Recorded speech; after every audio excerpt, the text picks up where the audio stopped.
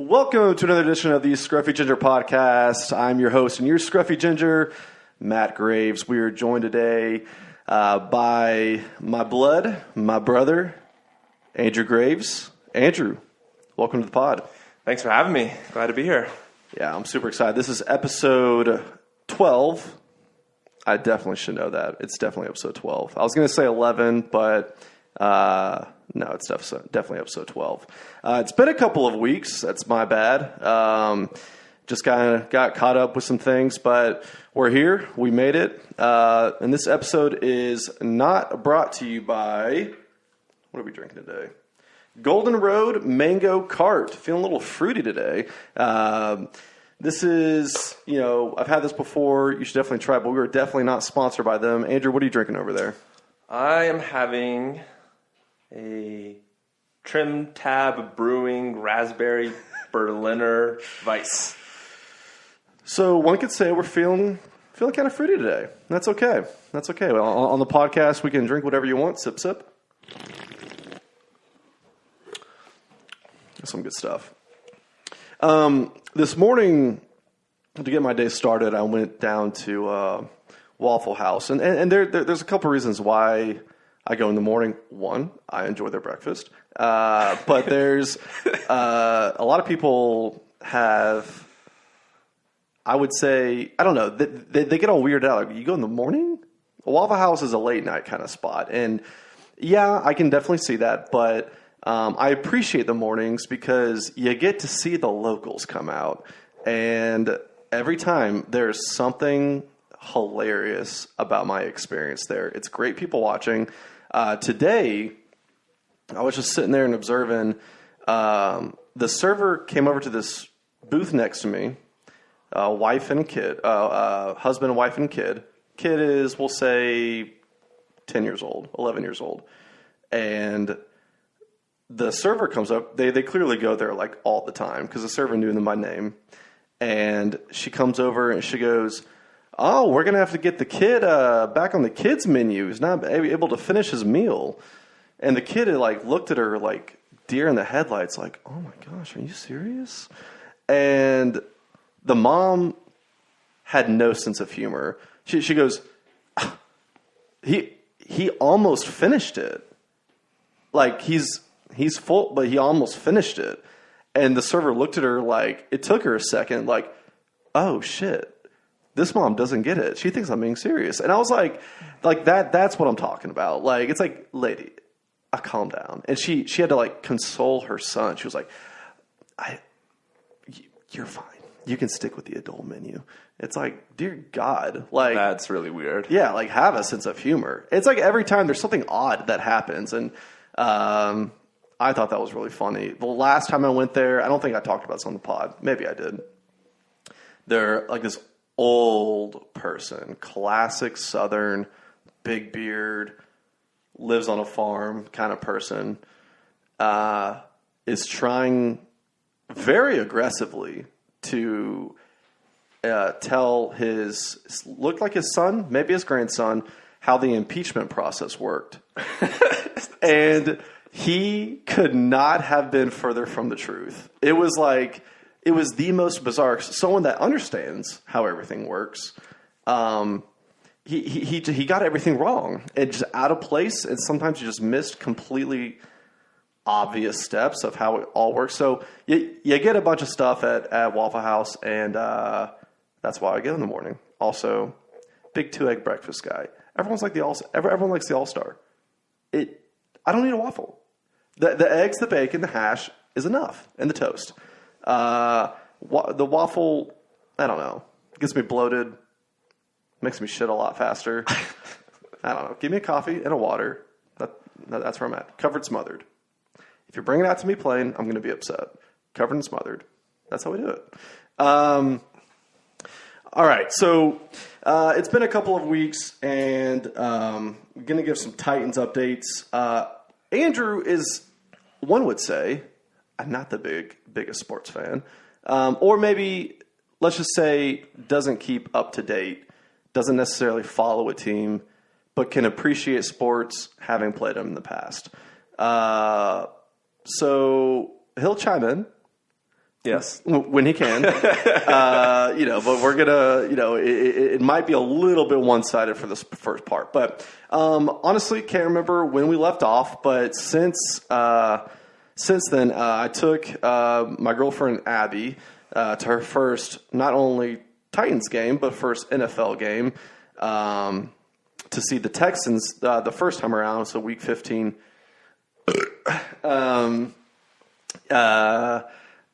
And it was awesome. Now, her friend posted that he had to sell his tickets. Abby sent that to me, which was a very clear sign that, hey, you better move on this because I want to go to a game. She never actually admitted that. But whether it's true or not doesn't matter. I wanted to go to a home game because it was the first home game for me. If you remember, went to the Panthers game in Charlotte. But you can listen to that pod for those stories.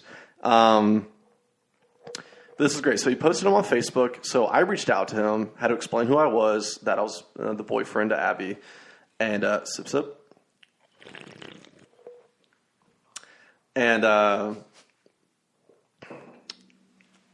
And he there were lower level corner end zone, 4 rows up tickets, and he wanted $280 for both of them, which is honestly reasonable. But I didn't want to insult him, but I didn't want to pay that. So I was initially going to go $200 for both of them, and I was like, that's just like. That's insulting. Like, I'm almost taking $100 off the total, almost. And so I was like, okay, how does 220 sound? I think we'll start there and then negotiate from there. He just goes, sure, it's Christmas season. Why not? 220. Here's my Venmo. And that was it. And I was like, damn it. Should have gone 200. But anyways, got the tickets. Had a great time. AJ Brown, shout out AJ Brown, because I know you're a listener of the pod. He's a receiver for the Titans. He's a rookie. He's going to win Offensive Rookie of the Year, just so you know. Caught a touchdown and then leapt into the end zone, or leapt into the stands, like 3 seats over and 4 rows down from where we were. So that was a really cool moment, getting to see him kind of run straight at us. And then jump into the stands. It was basically best friends now. So that's how that works. And yeah, so I had a great time there. Obviously, the Titans lost to the Saints, though we did have chances to win that game. So play the Saints, who are arguably the best team, arguably, in the NFL. Played them really well. But Houston locked up the division title during that week, but the Steelers lost. So with the Steelers losing, they had the 6th seed in the wild card, and because they lost, even though we lost 2, our strength of schedule is harder. So we propelled in front of them to the 6th seed. And now we we control our own destiny. So if we win this week against the Texans again, then we're in the playoffs. And we're the 6th seed. And Derrick Henry didn't play last week. He is obviously the engine that runs the Titans. And we didn't have him last week against the Saints, and we still were very competitive. So he is playing this week. He's going to be a loose cannon. He's going to go off, and it's going to be great. Yeah, the only thing that was kind of a bummer with him not playing last week is that he was in striking distance of he was in second place for the league leader in rushing yards, and not playing last week dropped him to 3rd. So probably won't get there unless he has a career type of game. But anyways, that doesn't really matter at this point. I just want to get to the playoffs. You just got to get in. I mean, I think the Giants. I want to say it was both times. It was definitely one time. One of the times they won the Super Bowl with Eli Manning, they were the 6th seed. And I want to say it was both of the times, defeating the Patriots twice. So anything can happen when you get in. Our goal from the beginning of the season was to get to the playoffs, and we're one game away from doing that. Just got to be the Texans. And they have everybody, everything locked up. So they may not start everybody. They shouldn't start everybody. But there is kind of a mentality. You're playing a division rival. You kind of want to kick them out of the playoffs or ruin their chances. So they may play their starters for a quarter or something like that. But if they do and they get hurt, that's on them. So, J.J. Watt's coming back, but he's a beast, but he's also super fragile. I don't think he's made it an entire season, but maybe a few times in his 10-year career, something like that. So, anyways, there's the update on the Titans. I think I'm going to watch it with Drew and Raleigh, which they definitely need to come to the pod. We need to do an episode with each of them. So, anyways, there's your Titans update. Andrew, you went to, you've been to just one NFL game, or did you? Just one. No, I've been to a couple. I've been to a Titans game in Nashville, and then I've been to a Colts-Titans game. It's been about 10 years, but saw them in Indianapolis. So I think I've been to 2 NFL games total. Yeah. Well, that was your 17th birthday gift, right? That's what you wanted to see at the time. So, things have changed, and you'll see that kind of play out throughout this conversation. But obviously, Andrew used to be a huge Colts fan. Not sure why when the Titans are here, but that's the team that he chose. And well, it was Peyton Manning at the time, that's Knoxville loyalty. Yeah. Yeah, like everybody else. So as the Scruffy Ginger Pod, you can empathize with that. I can empathize with it. I just don't understand it. So,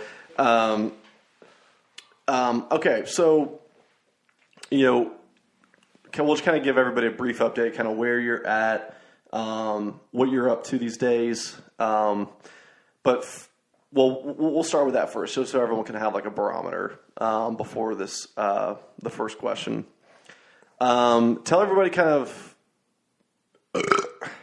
there we go, kind of where you're at. Maybe we'll start from college. Just kind of give a bullet list version, kind of from there to where you are now. Yeah, so I was born and grew up in Knoxville, and then you weren't even listening. You weren't even listening. I said college on. Obviously, they knew I grew up in Knoxville. Your family, unless we had terrible parents, you grew up here too. Sentence 2. I went to college in North Carolina, in a little town called Boone, about 3 hours east of Knoxville. Appalachian State University is up there. And I was there for 6 years studying experimental psychology. And so I got my bachelor's and master's there. And now I live in Charlottesville, Virginia. And then I'm working towards a PhD in cognitive psychology at the University of Virginia. And it's about a 5.5 hour drive from here. And I've been there for 2.5 years now. And so I'm nearing graduation, but still have a ways to go. And so I'm up there, working on the dissertation, and so that's kind of what I'm up to. That keeps me busy, occupies most of my time right now. Yeah, and tell everybody kind of this cool opportunity you have, kind of the short version of this, the unique opportunity I'm talking about that might technically delay you for a year, but would also propel you ahead of everybody once graduation happens. Yeah, so for those of you who don't know, the field of cognitive psychology is basically the intersection of computer science and contemporary brain science. And so when you're trying to get a PhD in that topic, you're dealing with massive data sets and very complex data sets. And so I've been working on my sort of data science toolkit to help me finish my dissertation. And I've recently been nominated to pursue a data science degree, a master's in science, en route to completing my PhD, which will give me some time to focus on the computational aspects of my research, from a computer programming perspective and a mathematical perspective as well. And that'll take about a year to complete. And it seems like a really cool program. They've got a great school of data science up there at UVA. And I'm really excited about it. And that's probably what I'll be spending most of my time doing next year. And then I will finish my PhD after that. And how many people get nominated? So it's three people across the entire graduate school. So I was competing against the sort of classic departments, like physics, mathematics, biology, statistics, psychology, sociology, anthropology, anything that's like an arts and science. So STEM fields or humanities fields. Three folks from across the whole graduate school get nominated, and I was fortunate enough to be picked among some number of applicants. So, so it's exciting. It's fun because, when you're in graduate school, you apply for a lot of stuff, and typically you don't get them. So for something to kind of come through has been nice, and it happens to be the thing that I've been most excited about. So it's one of those things when you're patient and you work hard and you try to do things that you're excited about and that kind of get you up every morning, things tend to work out over time. So if I ran a poll for the listeners, who is the smartest brother? I think there would be a clear 100%. One-way leaning result on that. That's okay. Because that clearly is not my path. Now, that actually is a nice segue into the first question. To my knowledge, we've never had this conversation before, and I think it would be interesting because I truly don't know what you would say. Okay. So, knowing... it's a two-part question. So, when we were young... the year doesn't necessarily matter, but just generally, when we were young, and we'll both answer these questions. What did you think that I would be when I grew up? And then, and then part two, where can you see, or where do you think I will continue to go now? So I'm doing that for you. And then, only you and not myself as well. So I'm doing that for you, and then you're going to do it for me. Yes. You want me to go first? Yeah. Okay. Well, I mean, do you have something off the top of your head? I don't. Okay, then I'll go. Okay. So I think, I don't know, this might be too general, but I probably would have said definitely something with music and drums, because for those who don't know, which is probably everybody, unless there's family listening, Andrew was a very successful drummer in his own right growing up, at least in the state of Tennessee, and he had some accolades here and there, and I always just thought that would be something that he would gravitate towards, kind of throughout. Maybe something he would study in college and then go on to kind of, whether that was producing or writing or playing, maybe either like for the band that he was in, or if that was like being almost like a support staff, not support staff, but being a part of a band. What's the term for that? If let's say there's the main three guys in the band that everybody knows, but then there's the drummer kind of filters over time. Is there a term for that? Yeah, I mean, if it's in the studio, you would just call them like a studio musician, or if you're playing drums, a studio drummer. And if you're on tour with them, you just call them like the touring band, or the backing band, something like that. Someone who is, that lineup is in flux and is not consistent across time. So that would work for someone like, Bob Dylan had a different backing band throughout his career, but the Rolling Stones didn't. Like they always had the same rhythm section. And so, yeah, it's backing band, touring band, studio band, those sorts of things. Yeah, that's cool. That's kind of how I thought you would go, because this started in elementary school. I mean, this was really early on. Maybe I think. Well, I guess it started when you had to pick either art or band in 5th grade, and I think you just chose band, and you just kind of ran with it. So, and I think kind of where I could see you going now. Jesus, beer's giving me the burps. Where I could see you going now, especially with data, I feel like, and this kind of ties into another question. Later or after this, but something data-driven with the cognitive mind, but also related with music.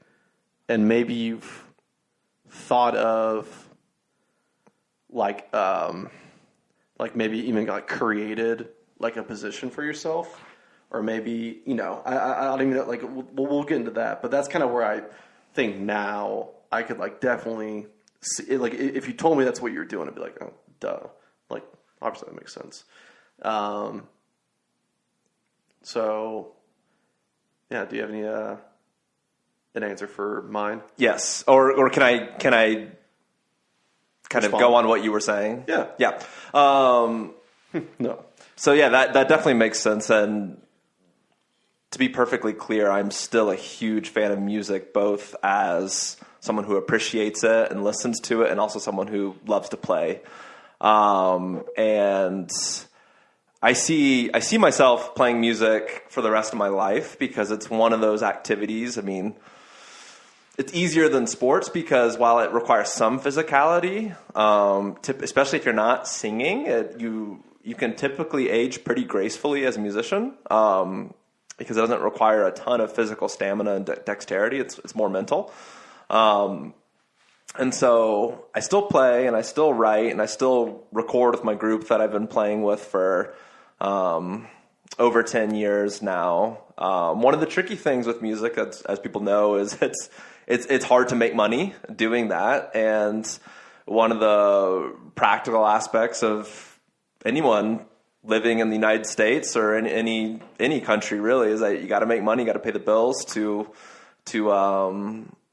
continue pursuing the things that you love. And so, what I've tried to do is pursue something that I like enough, that interests me, that, keeps the lights on at home, and then, getting to music when I can. And I'm very interested in the idea of merging those two things. 'Cause I do think they're, extremely related. For example, if you're recording music, I mean, essentially what you're doing is producing a massive data set.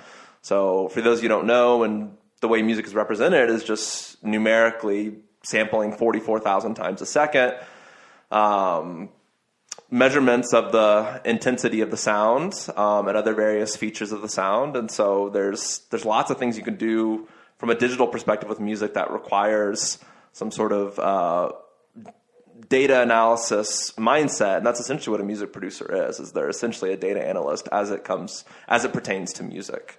And they're making products from the data, and they know the techniques to extract the information from those 44,000 samples a second digital traces and making them sound incredible and amazing. And there's lots of cool technological and mathematical ways to kind of do that. And typically a music producer isn't super interested in that aspect of it, but some of them are. Some of them are basically applied engineers that create really cool sounds. And so I do think there's a connection there. But yeah, it's one of those things that I'm going to keep doing that. And I haven't ruled it out as something that would, sustain me financially, but if we're being completely honest, it's not I'm not really trying to sell out arenas. What I'd rather do is make music that I'm interested in, put it on the internet, and maybe with a little bit of support, being able to advertise it to some degree so that it actually gets out there. Because right now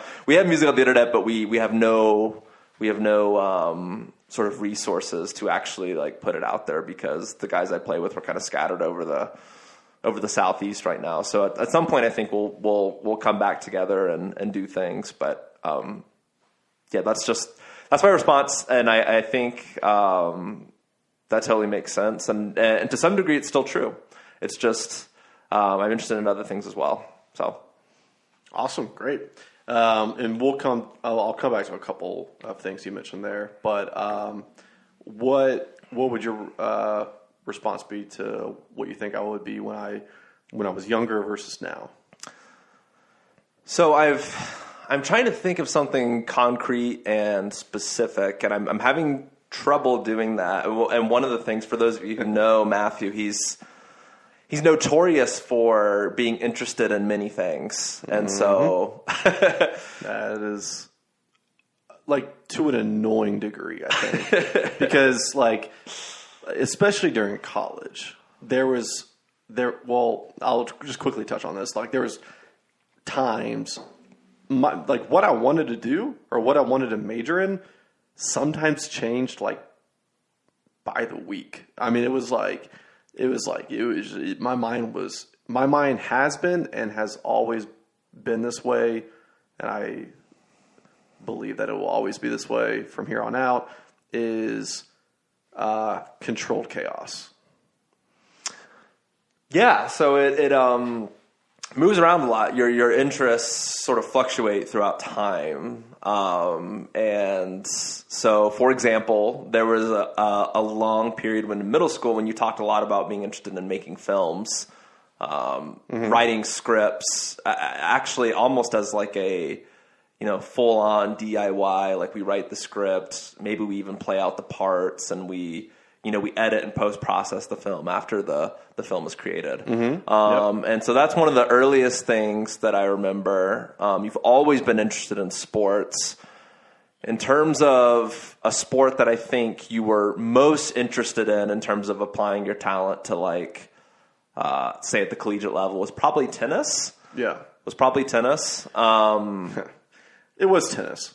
I don't think, like, maybe D3. I could have played D3.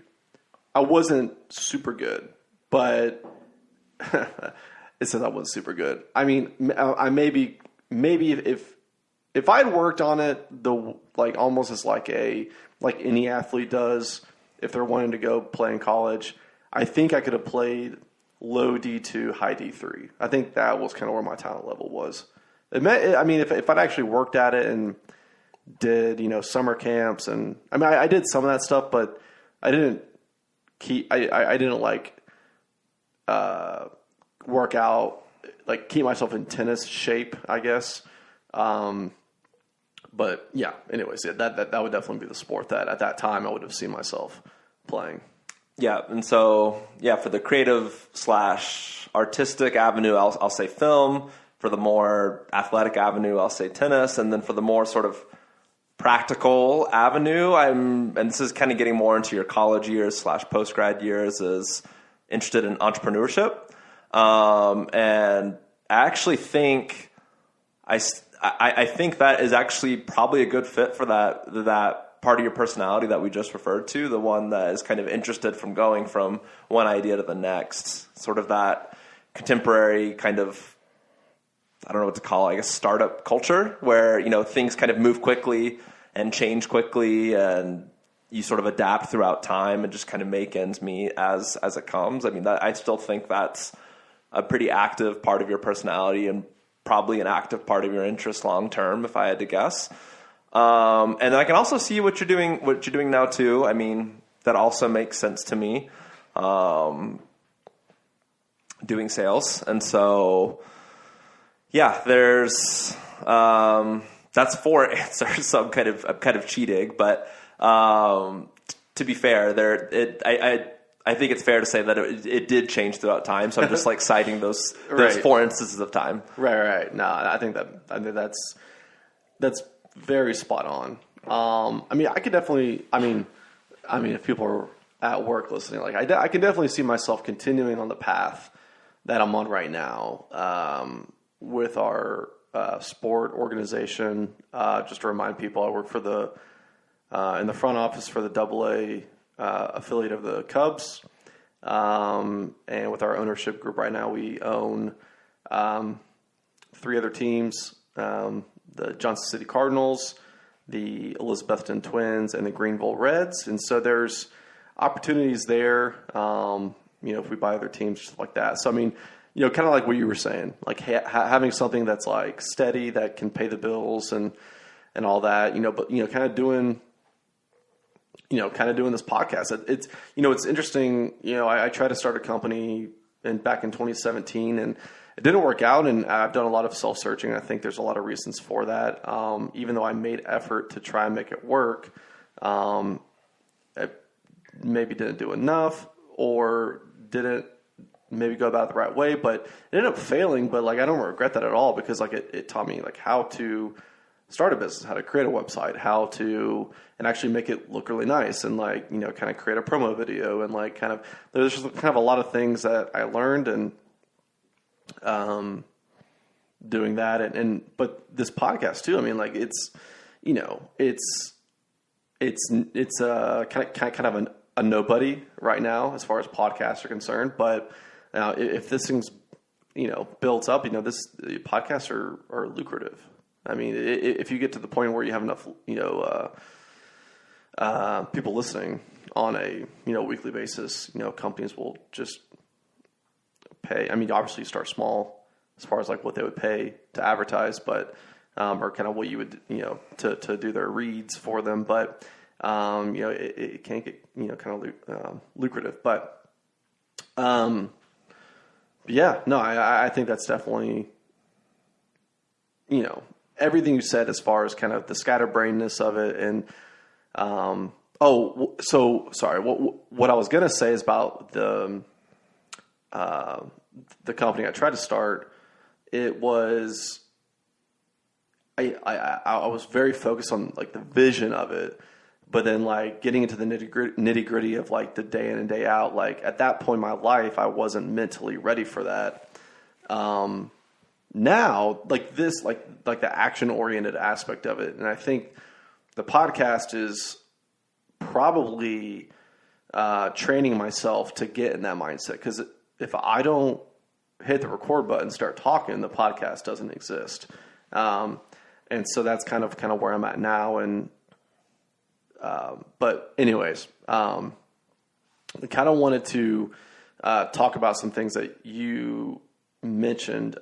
You talked about taking the music side of it and the analytics and kind of combining that.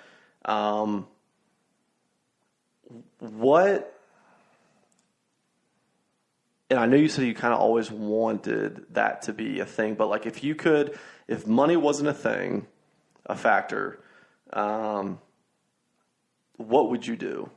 Like if you knew you could pay the bills, if you knew you could, what would be ideal for an ideal position? Something that, again, it could be something that you've studied that you're like, oh, I just want to focus on this. And then like, it could be something like, I'll just turn it over to you. Yeah, it's a good question. It's kind of difficult to think about it like in the vacuum of, the fact that, however much money you're bringing in doesn't factor into your decision making. So I have to think about that for a second. One of the things about music, which is certainly, if we're talking about non-career related things, is absolutely my primary hobby, if not my only hobby, that I actually spend a considerable amount of time sort of thinking about developing and trying to work on. One of the interesting things about music from a playing perspective is, unless you're doing sort of orchestral music where it's about the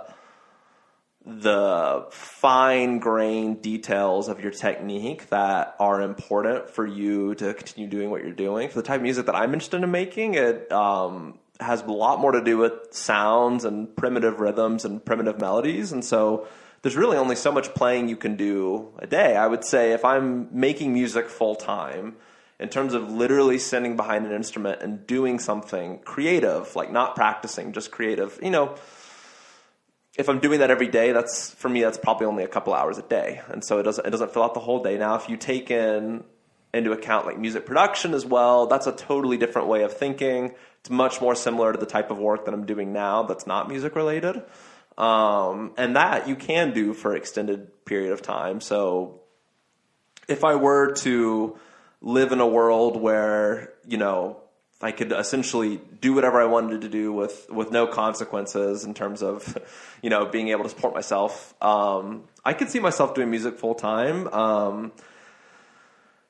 But what I would want to do is become more balanced. And so right now, most of my skill set is based in the rhythm or temporal components of music. And I'd really like to work on the melodic, harmonic, and production side of things.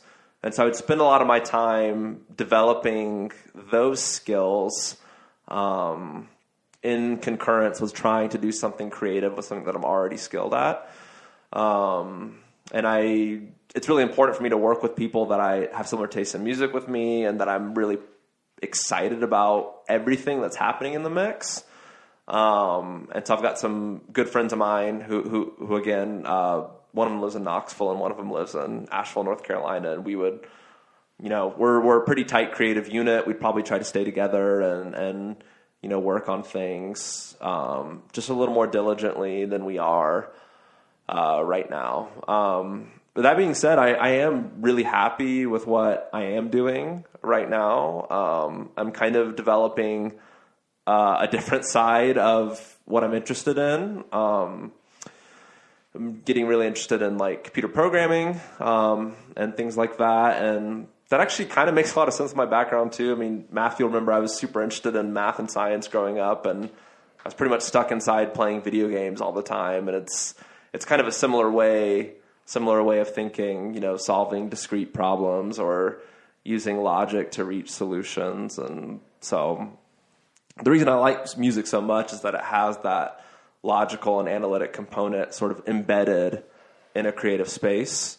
And the reason I like what I'm doing now is it's very rigorous and very analytical at its foundation, but requires creativity to produce things that are interesting to other people. And so it's interesting how those seemingly opposite sides of the spectrum actually require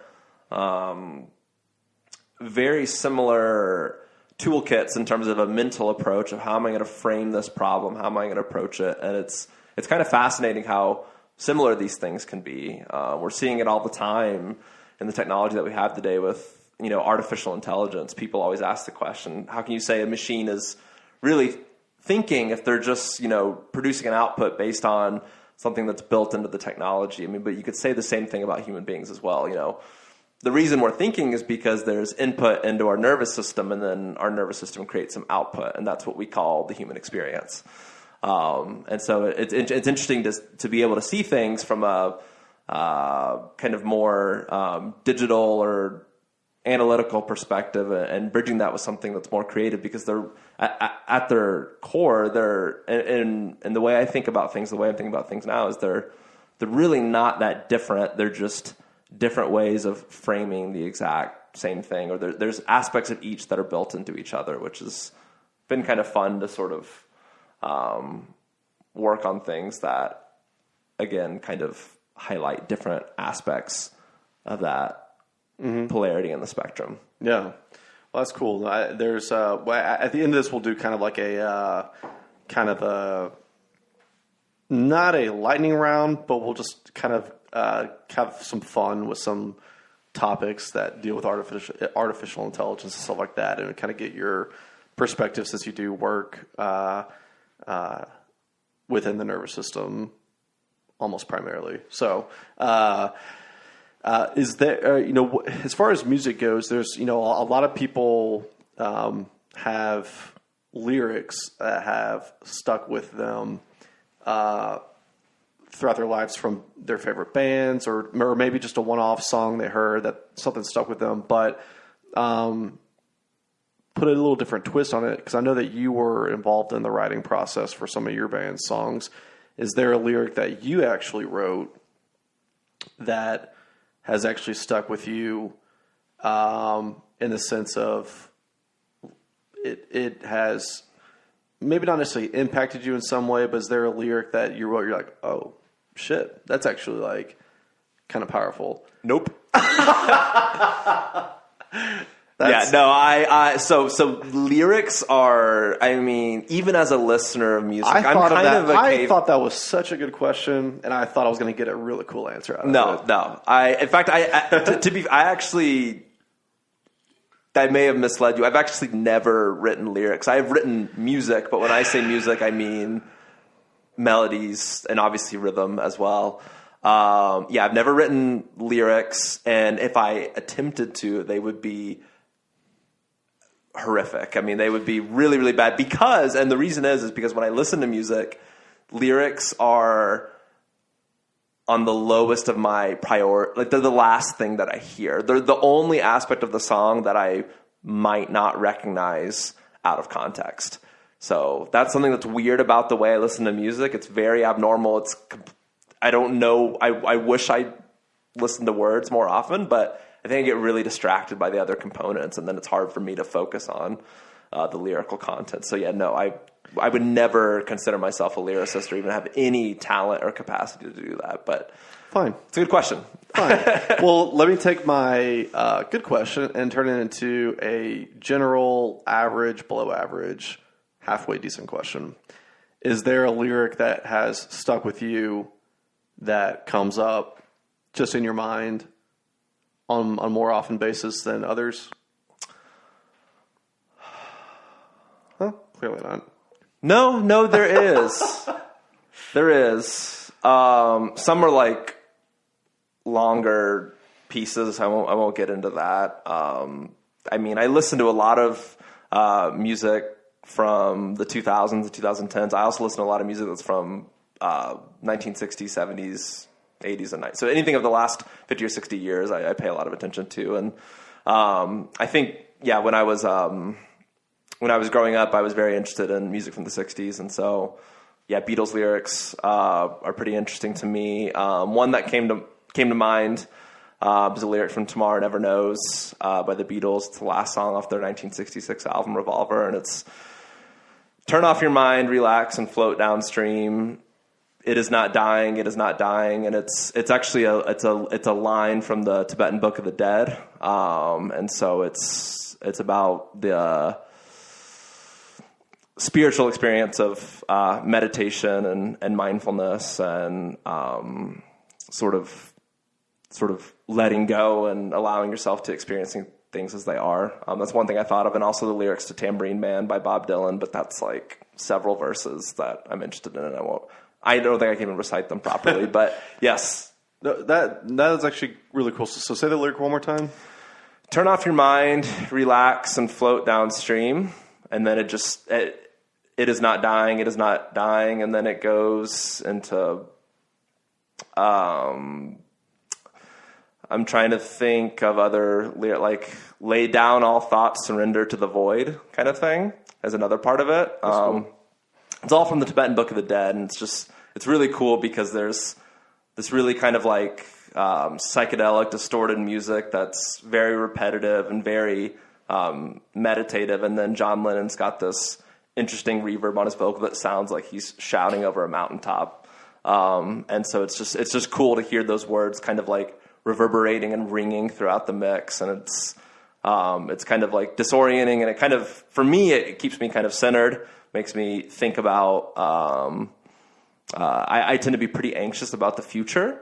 And so when I hear a word like turn off your mind, relax and float downstream, that sort of phenomena is what helps me not be so anxious about things that are going to happen to me in the future, and just enjoy moments as they come. And as problems arise, deal with them, but don't frantically worry about your problems if they're not even here yet, and they may never exist in the first place.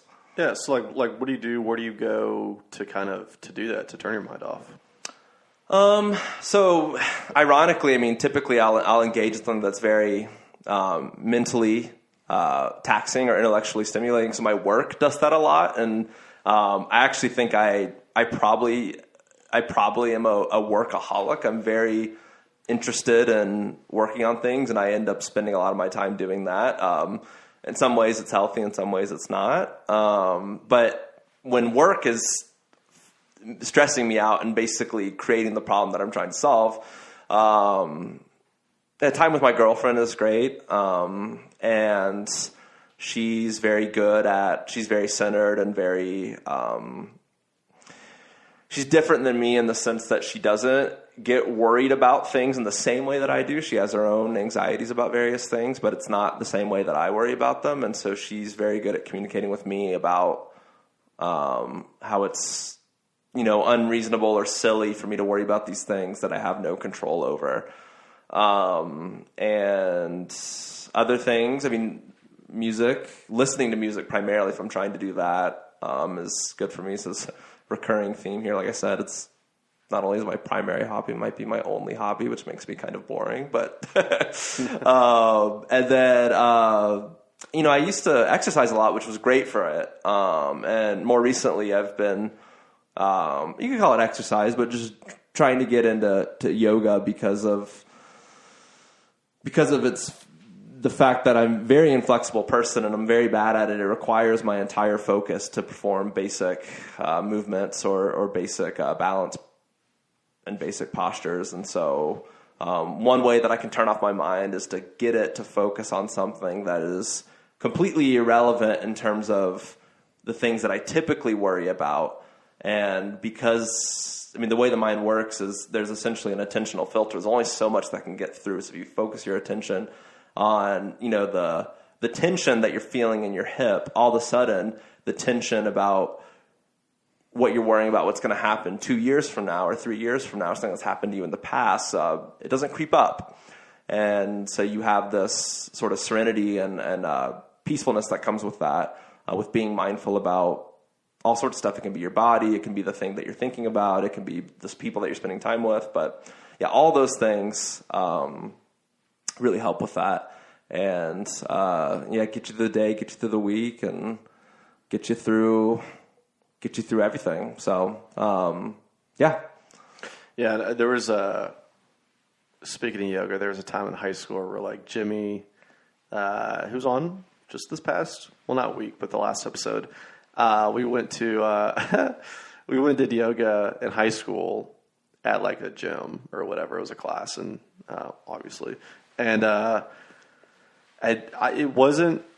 I don't think it was to impress girls, but we were definitely going with like two girls to go that invited us or something. And so we went. I remember, I'll never forget this. Like Jimmy was trying to do like a very generic pose that was supposed to work out your hip flexor or something like that, or just your inner hip or something. I don't know, it was something. And he was doing something, and like everyone was not showing discomfort, but everyone was like feeling it. And he was like, I don't understand what's going on. Like I don't feel anything, whatever.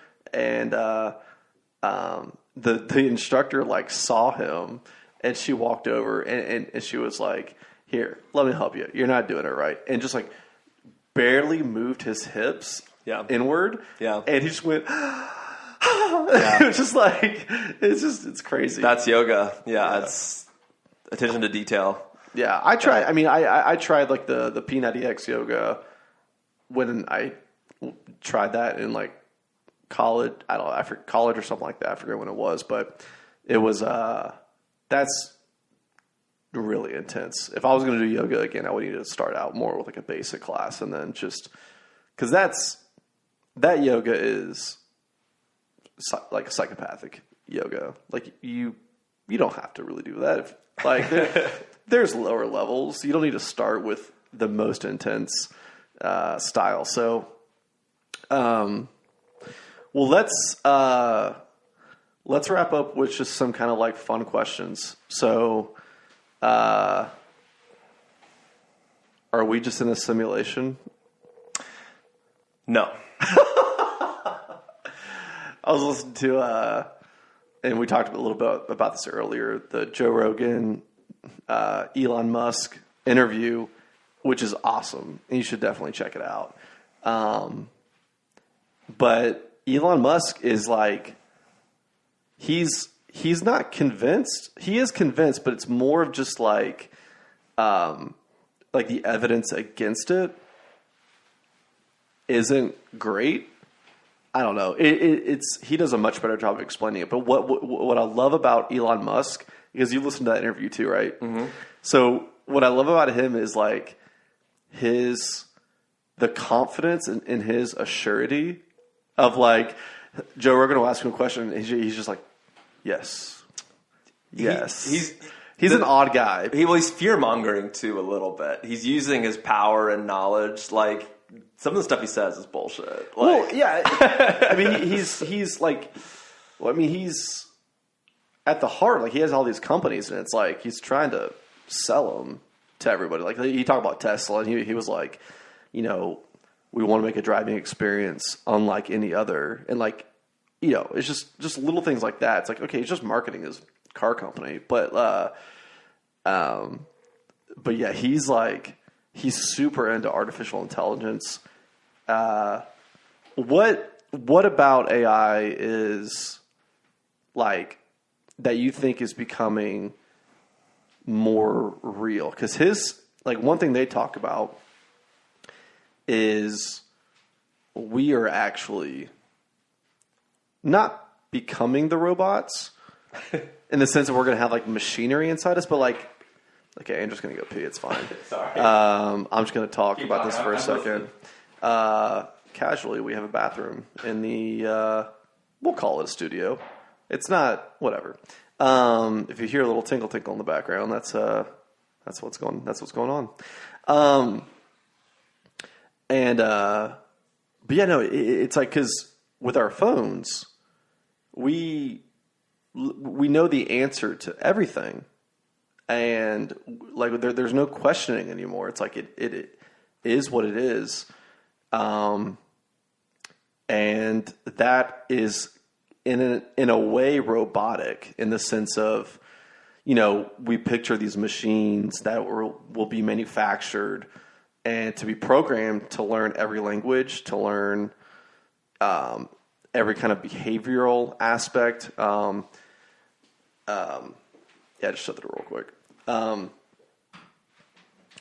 And we're back. And how was it? It's nice. Okay, good. Yeah, so I mean, it's obviously people picture like iRobot or like those kinds of like machines that will be manufactured, and that might be in the future. But it's like maybe the phone has changed society to an extreme degree of like there's no like it's the assurity is there. And yes, there's a lot of like bullshit on the internet. But there's obviously like, if there's enough like sources behind it, like there's some truth. And before, I kind of get your take on this, like Neil deGrasse Tyson has a quote that I really like that has stuck with me the past week or so since I heard it, was scientific truth is truth whether you want it to believe it or not. That is like home run for at least me and like kind of where I'm at in life. And especially where we live, or well, you don't really live here anymore, but like being in like the South is like, there's so many scientific truths that people down here write off because their grandparents don't believe in it, which means their parents don't believe in it, which means they don't believe in it. Or not to get too edgy, but, or like piss people off, but, or their pastors tell them that it's not true. And there's a lot of people, and everybody kind of knows what I'm talking about, there's at least the issues as far as like, whether it's climate change or whether it's like evolution or things like this that are just like, they're scientific truths. The people who study this stuff as their careers know it to be true. It's everybody else. It's funny. it's the people who don't study it are the deniers, which is batshit crazy. Yeah, it's a problem. I have a ton of respect for guys like Neil deGrasse Tyson or Elon Musk, people who are using their platform to communicate to the public, things like that. And the real truth of it is that the types of things that they're talking about are much less concrete in the way that they're communicating them. But I appreciate the fact that they're using concreteness to communicate ideas and convince people that don't know anything about the subject. And so it's interesting. Neil deGrasse Tyson says that, but as a scientist, like within a field, there's so much debate about things. But when it comes to communicating to people outside of that, it's like the things that we're debating about are so minute. It's the tiniest differences. It's the way we're phrasing things to make our inferences. It's the things that we're measuring to build our inferences upon. People are debating that. But then when you get to a simple question of is the Earth getting warmer? Is the Earth getting, more dynamic in sort of the chaotic weather patterns? It's like, yes. But the other thing, we're arguing about the other things, but the general trends are there's no doubt about it.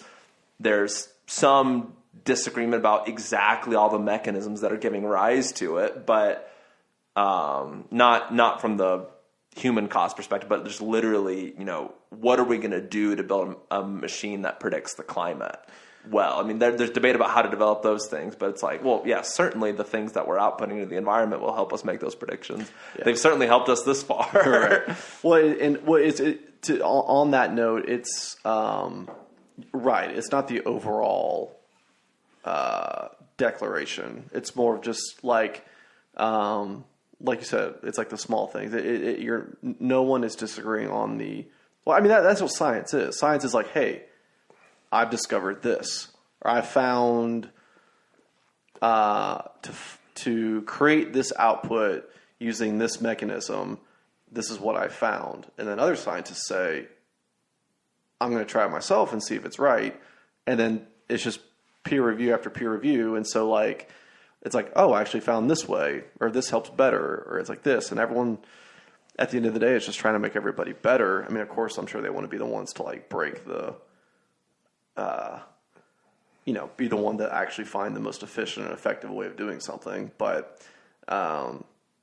yeah, totally understand what you're saying there as far as, just the general, we disagree that how to make the machine, but we don't disagree on the overarching problem.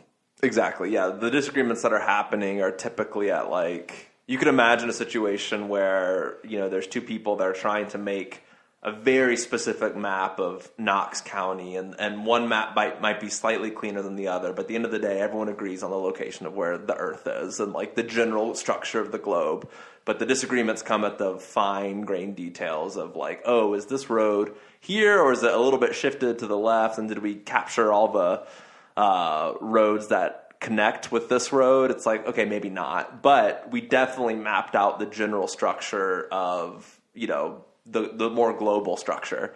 Yeah. So yeah, it's interesting to see people that are communicating with the public. I mean, Elon Musk is interesting with AI because he likes to communicate this idea that we should be terrified of what's to come.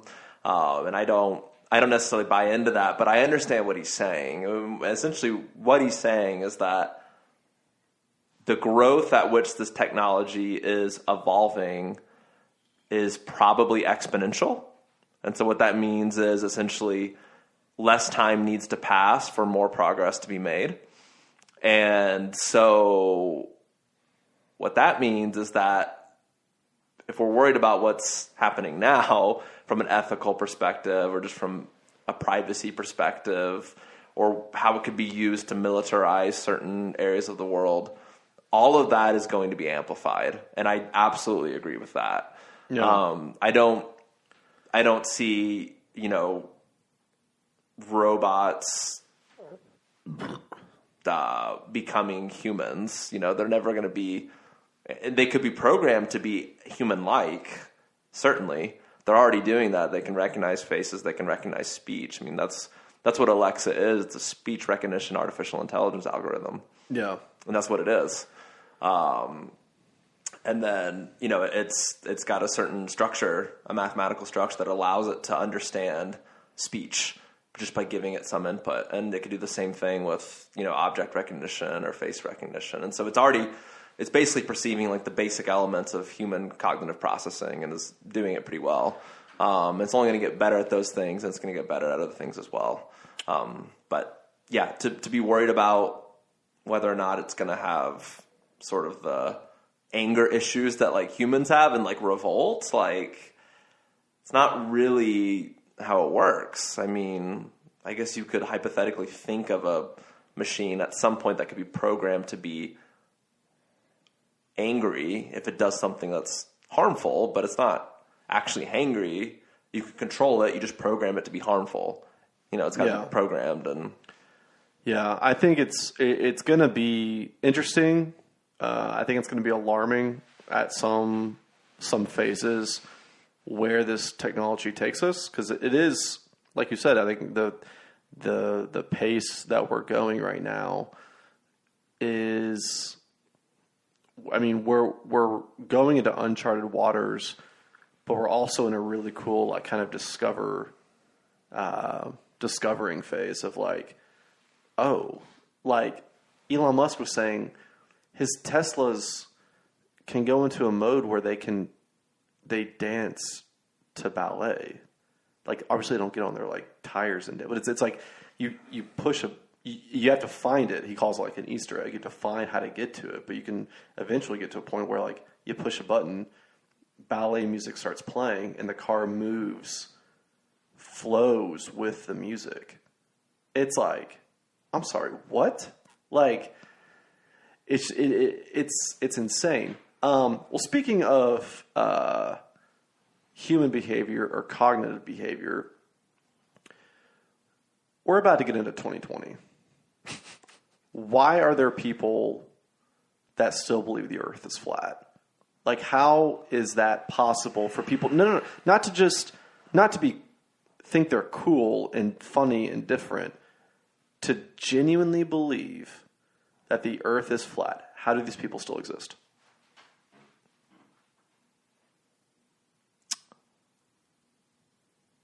Because it's okay, so I'm trying to think. This, in my opinion, is just guaranteed to be true. So, for example, there's individual differences in every aspect. What is guaranteed to be true? If there are people that are... No. I just wanted to clarify, because I think there's some people that might have been like, did the scientists just say that the earth was flat? I just wanted to clear that up. If there are people that are logical, there will always be people that are illogical. If there are people that are have a strong moral compass, by definition, there will be people that also have a weak moral compass. That's the definition of a strong moral compass. Relative to what? Why do we know Shaquille O'Neal is tall? Well, the average height of the American man is about 5'9" or 5'10". That's why Shaquille O'Neal is tall, not because he's 7 feet 2 inches. Right. Yeah. So it's you have to have something to reference to be relative, and so that's sort of a cop-out answer. I don't have like a more interesting answer, but essentially what that is that's just a property of the way we think about things. So if there's people that know that, well. I see what you're saying. You see what I'm saying? Yeah. It's the fact that through evolution, through random mutations, there are traits that are going to appear in the human population.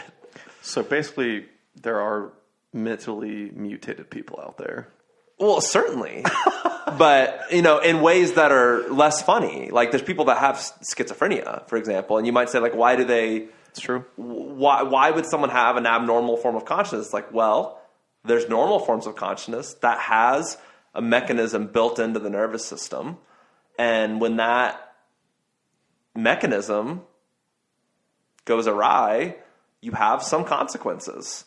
And this is just a less black and white version of that. This person's not having, hallucinations, but they are relatively delusional from a logical perspective. They're confronted with information that continually disproves their position on an argument and fail to concede to that evidence. Right.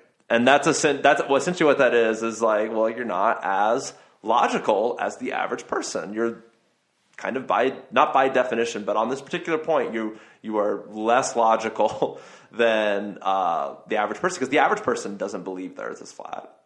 Like if we took a poll of like what percentage of Americans, I don't know what the stat is, but it's going to be low.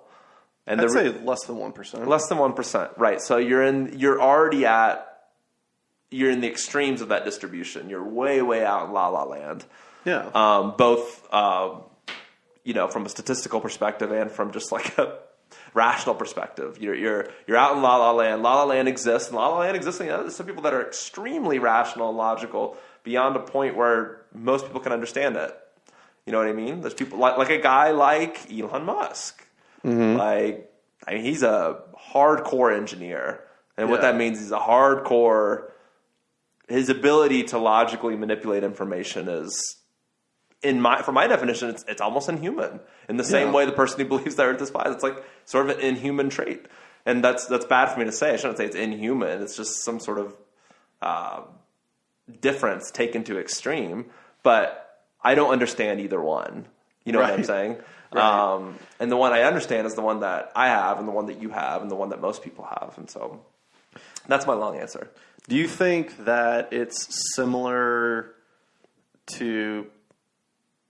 Now, when I say conspiracy theorists, I mean like the people who are constantly looking to prove something wrong, or that to prove that there was a silver lining to why something happened. Like, I think everybody knows like the classic conspiracy theories, like the moon landing and the JFK assassination, and some people will say 9/11. 9/11, which is like, that's what I was thinking. What the fuck are you talking about, man?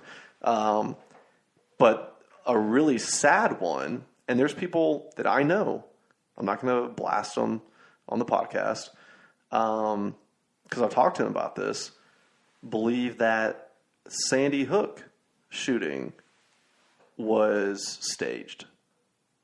That those kids weren't killed. That those parents are lying. That Obama and the government set it up. Or, I actually, let me rephrase that. They believe that the kids were dead. I think, but they believe the government was behind it, because it was something like they bulldozed the school like shortly afterwards, and there's like film of people like, it's like this whole thing of or people like the way their and I'll let you respond, but like I feel like it's the way their mind works is they're always looking for something, and I feel like if you dig deep enough on any topic, you can say, well, hold on, this to me seems out of place, so let me maybe do research on that, and then that maybe takes you to a spot where doesn't mean you're right, but you find another piece of information that you see sounds out of place, and then you create this web map, or this you know what I mean, like the connecting the dots, if you will, in your own head of, oh shit, this was a setup. Yeah, this was all staged. Like, is it something similar to what you just explained? Like why someone's brain, like not the ones that are like interested, the ones who can't help themselves but think that way. Well, yeah, I mean, it's the classic, like, just going down a rabbit hole kind of thing. I mean, and it's all smoke and mirrors, obviously, from a factual perspective. I absolutely agree with you that if you look at anything long enough and hard enough, you can convince yourself that it's something else. Yeah. I mean, you could just take a basic example. If you just, like, stare at something for a second, the whole thing you're staring at, ironically, becomes kind of blurry. And so it doesn't actually represent what it is if you look at it hard enough. And I think there's an analog there, a loose analog to something like searching through the information that's associated with some sort of story or some sort of crime or some sort of political event. And, just from a simple perspective, people love mysteries. And actually people love horror stories. Like, I'm a huge fan of horror movies. I love watching horror movies. I hate those. Yeah, some people don't like them, but I think there are people out there that are excited by the unknown, right? So if you take something like the moon landing, there's the element that's presented to the public, and you say, here's what we know about it. And then someone might go in and say, well, what do we not know about this situation that can inform the knowledge that was presented to us, right? And so, maybe they search through 400 documents and find nothing, right? And then they happen to find one thing. It's like, well, if you look long enough, you're going to find something. Right. But you're ignoring the 400 events or documents that you searched through that had no information in it. And nothing that was kind of fishy. I mean, there's a balance between someone who's like a true like investigator who has to like find those rare pieces of information and someone who's just, basically cherry picking information to support their argument. You know what I mean? And so I think it is kind of similar where people are essentially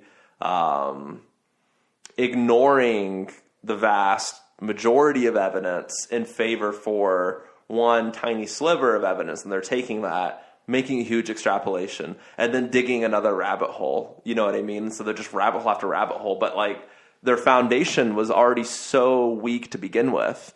They're taking that weak foundation, expanding that to become the whole story, and then digging into that. And then they find a tiny sliver of information that's interesting, and then they expand that. It's like by the time you zoom in that far, you've completely cluttered what was originally useful or what was known about the situation and made something up entirely. And so, it's just like a smoke and mirrors kind of phenomena. Yeah, no, that definitely makes a lot of sense. And I can't, I don't think that I'm like, I think we had a conversation similar to this, not to this degree or extent necessarily, but like I enjoy listening to conspiracies and being like, oh, okay, no, I don't believe in that. Or like, okay, that's interesting. And then I'm done. Like that's the extent to where my mind. I don't look into it. I don't really believe it, but it's like, oh, that's really cool that you spend a lot of your time trying to figure something out, and congratulations for finding something interesting enough to tell people. It sounds, I don't want to spend my time doing that, but the fact that you did, it's not that compelling, but it's kind of interesting. Cool. Yeah.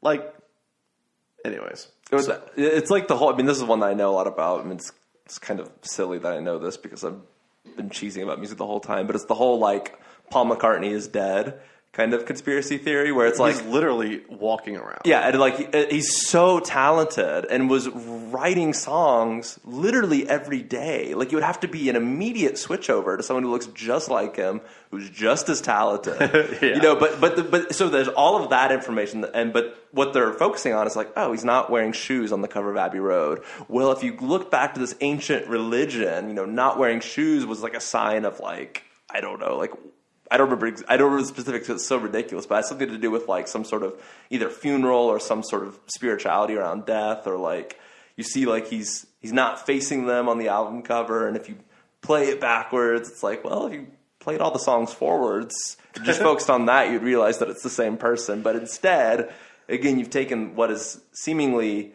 irrelevant information and made that like the hook of like, this is why this is true, which is the same thing with all the stuff. Maybe some conspiracy theories are true, but the vast majority of them obviously are not. And so you could take any, I guess I didn't even know about the Sandy Hook shooting. I never even heard that before. That's crazy. Obviously 9/11, that's ridiculous. And moon landing, they're all all of it's very bizarre.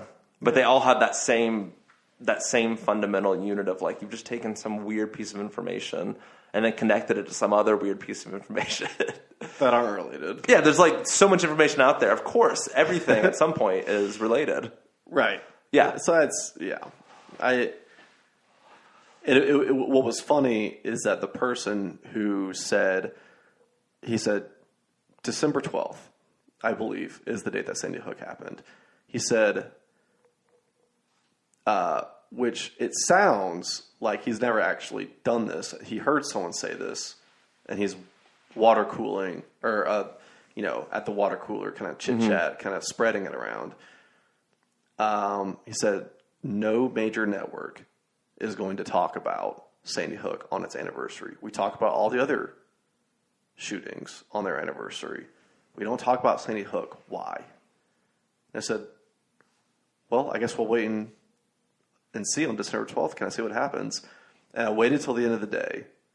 And I just, on Twitter, looked at what's trending. And sure enough, like near the top at that point in the day, it was still Sandy Hook.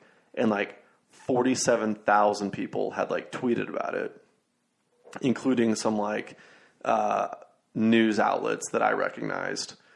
And I just screenshotted him and sent it to him. I was like, I didn't even say anything. Here you go. Here's 47,000 people talking about it. And he goes, well, are there any major networks? I was like, dude, I am not going to spend my time going through 47,000 tweets to find the quote unquote big name networks. Like, they're there. They're there. And so, and even the person like the Alex Jones, do you know who that is? Yeah. Oh. So yeah. Oh my God. It's turning the frogs gay. What do they put in the water? Yeah, that guy's a straitjacket. But he's the one that basically helped start that conspiracy. Of course he did. God. Of course he did. Here's an interesting one to wrap up with that you can touch on because it was close to home for you. Yeah. Obviously, you know where I'm going with this. I was thinking about this too. Charlottesville. Yeah. So you, it scared the shit out of me because it was your first week, I believe. My first day. Oh my God. So your first day. Tiki torches were Friday night. I drove up there. I probably got in around 2 p.m. Friday. Tiki torches were Friday. Did you see them? Oh, well, no. But I saw... Oh, so did it really happen? No. I'm just kidding. That's where the people's minds go. I did go. see about 600 Virginia State troopers parked in my parking lot. So I got my parking pass. And I'm like, I'm just going to like put my car. And there were so many cops. I was like, oh my God. I'm going to They're going to kill me. Like, because I just pulled in and I'm like, I wasn't even thinking about it. I know where I was putting my car. I was like, this is it. And so I drove away, obviously. But yeah, it was really scary. I mean, I was in Massanutten, so I was actually on a retreat, thankfully, out of town, just like 20 minutes out of town. But yeah, it was totally horrific. I mean, you see the video footage, I'm like, oh, that's McIntyre Park. I drive by that every single day. Yeah. Well, I know exactly where they are. Well, even even when I helped you move into your place, I forget how much time had passed. Just a couple months. Maybe a month. Yeah. And like, obviously at that point, like everything had like died down in the sense of media, but like we walked that plaza, like we walked that streets, and that was one of the more eerie feelings that I had had. I remember going to New York and being around where the towers came down, and that was very eerie. Looking at the basically gravesite of 3,000 people, it was overwhelming with emotions. And even like, it wasn't necessarily to the same degree, but I felt like that same feeling, like walking that plaza and like looking head on down the road of where the car came and killed that girl. Yeah. Very weird. Yeah. And I mean, there's certain things like, you know, our grandparents talked about, like they went to not Auschwitz. They did like a European Mediterranean cruise. They didn't go to Auschwitz. They went to another death camp and toured it. And I remember them just saying you could almost still like hear the screams of people when you're walking. Because obviously, to my knowledge, you walk in silence. Like, at least you're not supposed to talk out of reverence. But also, and it was just, that's such a, like, the tens of thousands, if not, well, I'll just say tens of thousands. It could be more people that were killed in that place. It's just alarming. But yeah, I mean, but Charlottesville was crazy because it's such a tragedy, and it's something that we haven't seen in public for that amount of time, as far as white supremacy and saying Jews will not replace us as their chance. Just like, I thought we were past this. I didn't know that. I mean, I guess, you know, kind of like we were talking about earlier, like there's always going to be people that are like just off, and like there's always going to be racists. There's always going to be white supremacists. Yeah, but the 3,000 people Yeah, the number is alarming. It's alarming in that case. And I don't know the reason behind it. I mean, I can just, you know, you can always speculate, but at a time like that, I think there's just, I'm not trying to take this political, but like something like that happens, and the response from the White House is there's good people on both sides. No, there wasn't. I don't care if a white supremacist is nice to their server. I don't care if they hold the door open for somebody. They're not a good person. Like, they're not. And to say there's good people on both sides, that was one of those moments that you just don't forget when you're growing up in this country, and you're like, oh, I thought we were way past this. But then the leader of our country and the leader of the free world, they still have that title, which for a lot of reasons it's probably irrelevant at this point. Yeah, It probably has been for a while. Yeah, is not denouncing it, and he hasn't, like, I think he tried to roll it back and he tried to address it, but it was too late, because you had a script, and this is from his aides. He had a script and he went off script, and these were his gut reactions. That's what's alarming. Anyways, I feel like if I continued on that road, it's just going to get very political, and we can talk about politics here, but that's not really the point. Unless I'm talking to someone that's really involved with politics, and then that's what they're passionate about, and that's where we can go. But we're about at an hour 23 right now, which is fine. I don't really care how long we go.